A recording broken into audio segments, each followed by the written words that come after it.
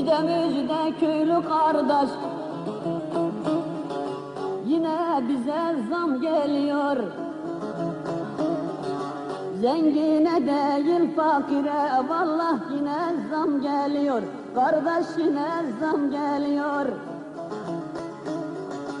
Zam geliyor, zam geliyor, gelince de tam geliyor.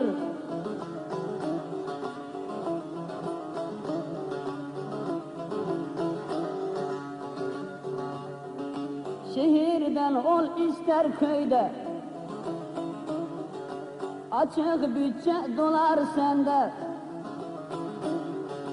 Zam geliyor işit bende, vallahi yine zam geliyor. Kardeş yine zam geliyor. Zam geliyor, zam geliyor, köylü kardeş zam geliyor, işçi kardeş zam geliyor.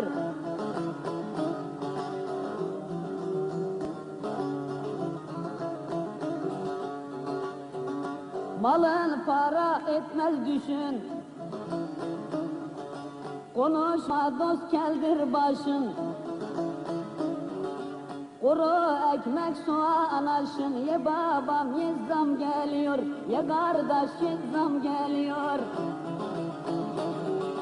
Kuru ekmek soğan aşın, ye kardeş ye zam geliyor, ye babam ye zam geliyor.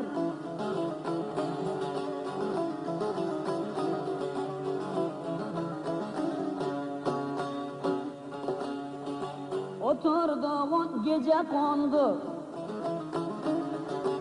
et kilosu 40'ı buldu. Yine avrat cıplak kaldı, giydirmedik zam geliyor, alamadık zam geliyor. Zam geliyor, zam geliyor, geldikçe de tam geliyor.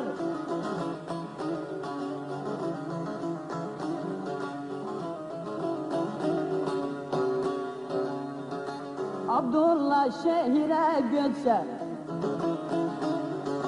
ev kirası veremezse,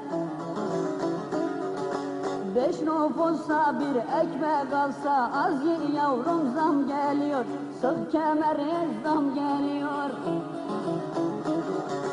5 nüfusa bir ekmek alsa, az ye yavrum zam geliyor, sık kemeri zam geliyor.